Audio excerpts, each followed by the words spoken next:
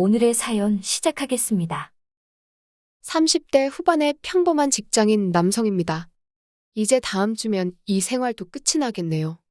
이 바닥이 워낙에 좁다 보니 구체적인 설명은 생략하도록 하겠습니다. 제가 하는 일 특성상 사람을 많이 만나게 되는데요. 형님 동생 하면서 가까운 척 지내는 사람들은 굉장히 많습니다. 하지만 아무래도 일 때문에 만난 사람들이다 보니 자연스럽게 제가 거리를 두게 되더라고요. 형님과 형수님도 처음엔 일 때문에 알게 되었습니다.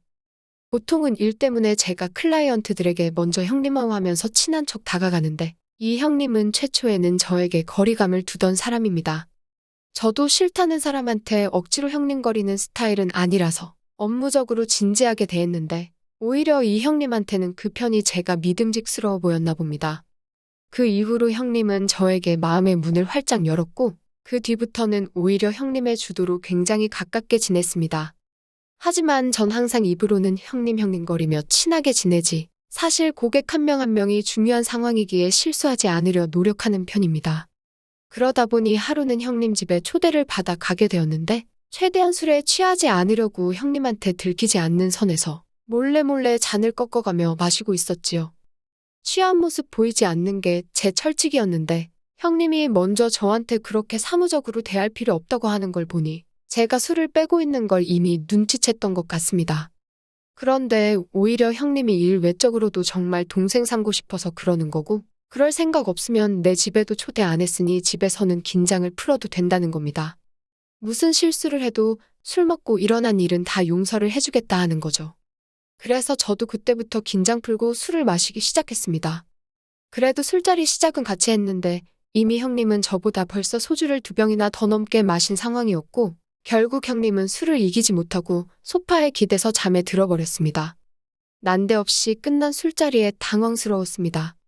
형님 잠들었다고 그 집에서 나가는 것도 예의가 아니라고 생각했지요.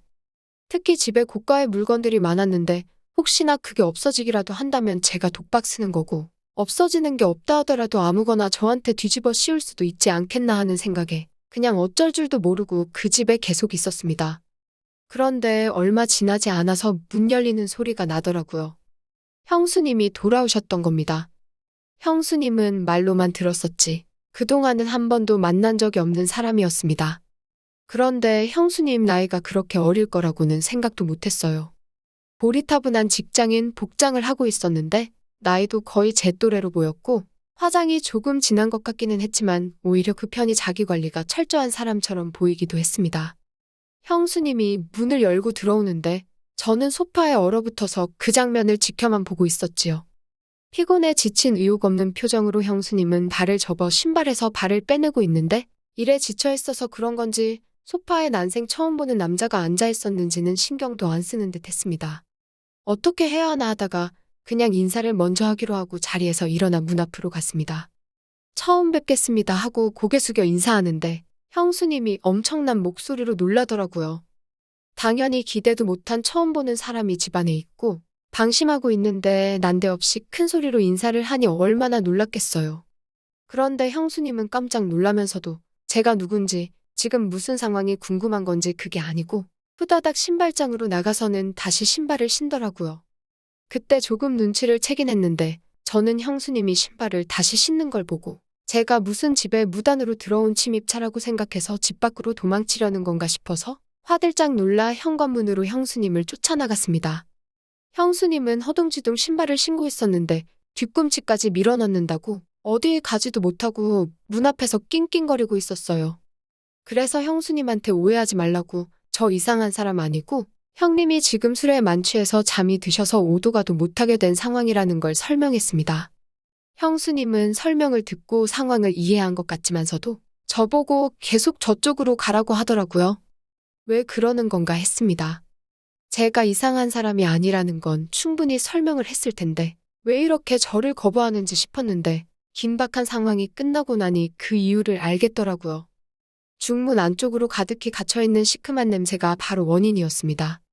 부둣발로 영업일을 하고 다니던 형수님이었기에 그날따라 신발 안쪽으로 땀이 엄청나게 차서 발냄새가 심하게 나고 있던 상황이었던 것이지요. 형수님은 자기가 발냄새가 심하다는 건 이미 인지하고 있던 상황이었고 같이 사는 남편이 그 냄새를 맡는 건 아무 상관없지만 생판 남인데다가 처음 보는 저한테까지는 그 독하고 시큼한 발냄새를 들키고 싶지 않았던 겁니다. 그런데 제가 킁킁거리는 걸 보니 형수님 얼굴이 울상으로 바뀌더라고요. 아무튼 형수님과는 초반 첫 만남부터 그렇게 꼬이게 되어서 사실 형수님이 저를 썩 마음에 들어하던 상황은 아니었습니다. 다음 날 아침에 형님이 형수님 오해도 풀어주고 아무 문제 없다고 했지만 솔직히 형수님이 거의 울기 직전에 얼굴로 볼따구가 시뻘개져서 오열을 하기 직전까지 만들었는데 제가 앞으로 형님 집에 초대받아 가기는 글렀다 싶었지요. 그렇게 시간이 어느 정도 흐른 뒤였습니다. 형님이 집으로 몇 번 불러주긴 했지만 제가 불편한 것도 있고 해서 다 거절을 했었지요. 그런데 결국 다시 형님 집으로 방문을 해야 할 일이 생기게 되었습니다. 형님한테 급하게 받아야 할 서류가 있었는데 형님이 그걸 집에다 두고 왔다고 하더라고요. 그런데 다시 가서 가져오자니 상황이 여의치가 않다고 마침 아내가 집에 있는 날이니 아내에게 말해놓을 테니 아내한테 가서 서류를 건네받으라고 하는 겁니다. 그 전에 형수님하고 첫 만남이 그런 게 껄끄러웠지만 이번에는 오래 머무는 것도 아니고 어쨌든 일 때문에 그러는 건데 제가 어떻게 거절을 할 수가 없더라고요. 그동안 집으로 초대할 때는 그냥 변변찮은 변명을 대면서 빼긴 했는데 이번 같은 경우에는 일 때문이라서 거절할 수가 없었습니다. 형수님 발냄새 때문에 못 간다고 말도 할 수 있던 상황이 아니었으니 그냥 하는 수 없이 다녀오기로 했지요. 문 앞에서 몇 번을 고민하다가 초인종을 눌렀습니다. 형님의 연락을 받은 형수님이 문 앞으로 나왔는데 저를 기억하고는 깜짝 놀라는 눈치더라고요. 형수님은 그날 봤던 고리타분한 직장인 복장이 아니라 민소매로 된 나시에 형님이 즐겨 입을 법한 스포츠 브랜드의 통이 넓은 반바지를 입고 있었습니다.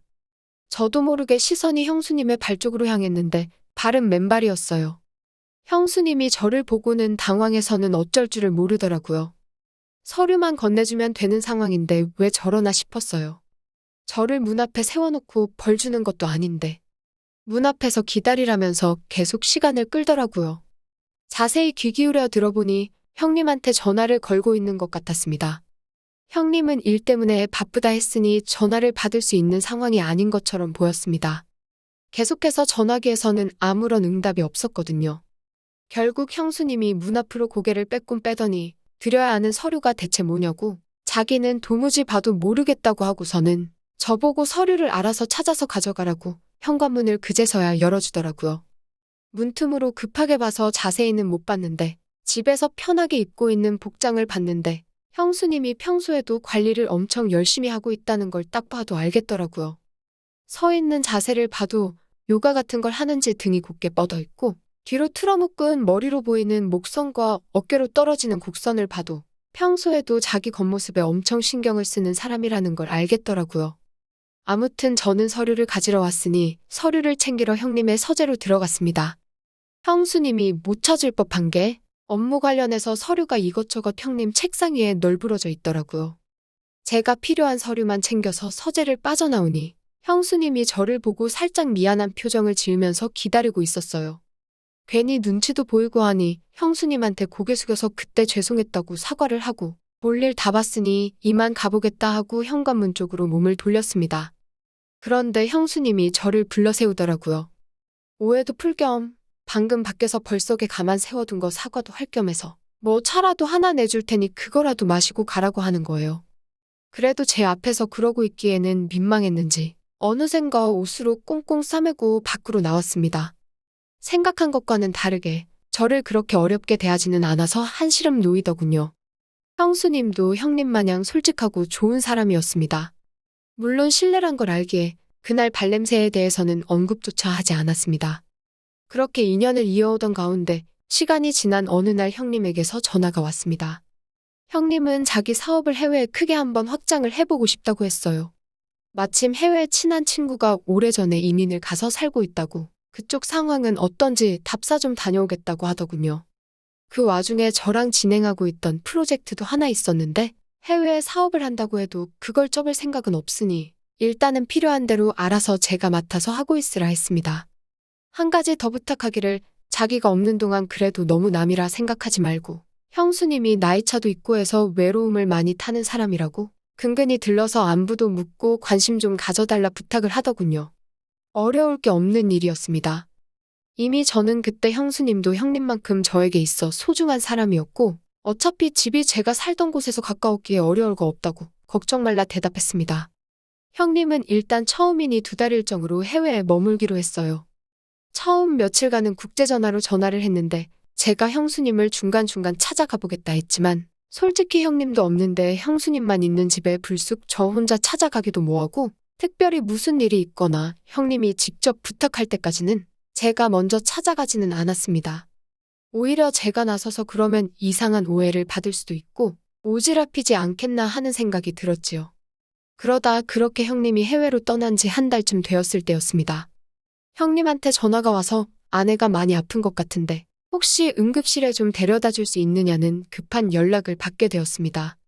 새벽이었지만 형님 목소리도 다급해 보였고 저도 걱정이 되었기에 그 길로 바로 형수님을 찾아가 병원에 데려갔습니다.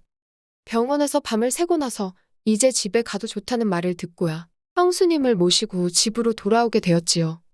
형수님이 전날에 뭘 잘못 먹어서 배탈이 심하게 나버린 것이었어요. 단순한 배탈이라 다행이긴 했지만 아마 며칠 동안은 계속 안 좋을 거라고 하더라고요. 형수님은 지칠 대로 지쳐서 방 안에 들어오자마자 쓰러지듯 잠이 들었습니다. 무방비 상태의 모습을 2번이나 보긴 했지만 항상 무방비인 상태를 보여주지 않으려고 노력하던 형수님이었는데 얼마나 지쳤으면 그냥 저렇게 쓰러져 잘까 싶었지요. 저도 그만 돌아가 볼까 했는데 새벽에 잠도 제대로 못 자고 병원에서도 정신없이 있었어서 그런가? 잠이 도무지 오질 않더라고요. 식사도 안 했어서 배도 살짝 고팠고요. 그러다 형수님 일어나면 뭐라도 먹을 게 있는 게 좋지 않을까 싶어서 죽이라도 끓여놓을까 싶었습니다. 그런데 형수님이 형님 없는 동안 식사는 제대로 하고 있는 건지 나가서 사 먹고 있는 건지 냉장고를 열어보니 아무것도 없더라고요. 해놓을 것도 없고 저도 지치고 해서 그냥 잠깐 눈 좀 붙이고 나서 나가서 죽이라도 한 그릇 사와야겠다 하고 쉬기로 했습니다. 굉장히 허기가 지던 상황이었어서 냉장고에 우유가 보이길래 그걸 벌컥벌컥 마셨는데 그게 화근이 될 줄은 생각도 못했습니다. 한참 소파에 기대 누워서 자고 있는데 형수님이 정신을 차렸는지 거실로 나와 저를 깨우더라고요. 피곤할 텐데 고생했다며 지금은 좀 괜찮아진 것 같다고 고맙다고 이야기를 하는 거예요. 얼굴에 생기는 없어 보였지만 형수님은 여전히 이쁘더라고요. 지쳐서 몸을 가누지도 못해 제 근처에 가까이 얼굴을 대고 이야기하는데 너무 가까이 있어서 떨리기 시작했습니다.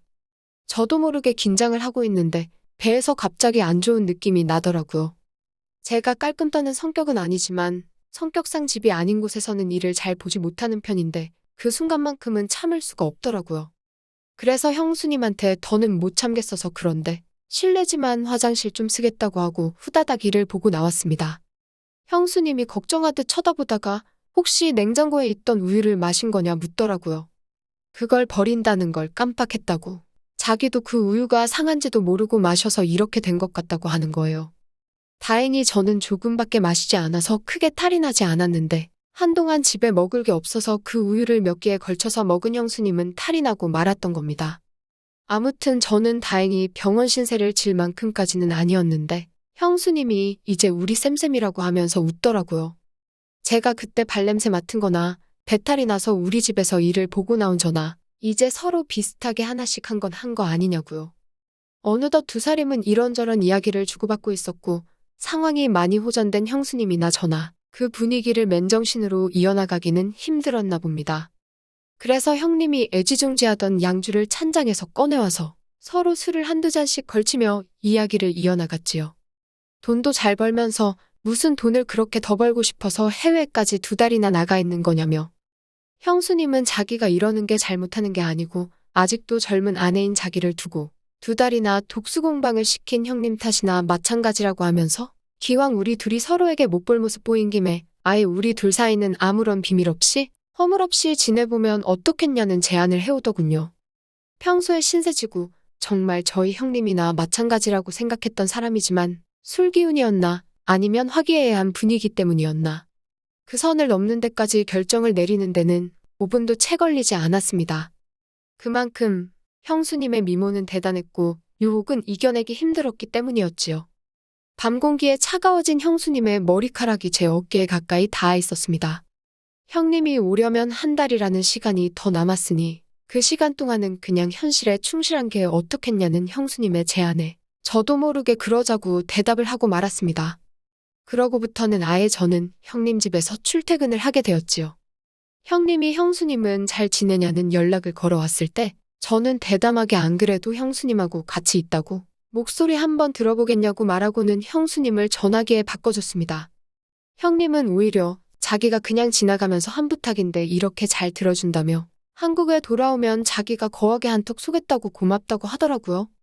형님이 형수님을 잘 부탁한다고 하지 않았느냐고 저한테는 그게 어려운 일이 아니었다고 대답했더니 형님이 자기가 외국에 있지만 제가 한국에 있어서 너무 의지가 된다고 하시더군요.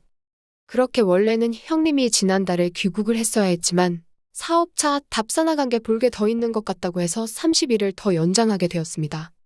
그리고 이제 형님이 귀국할 날이 머지 않은 상황이네요.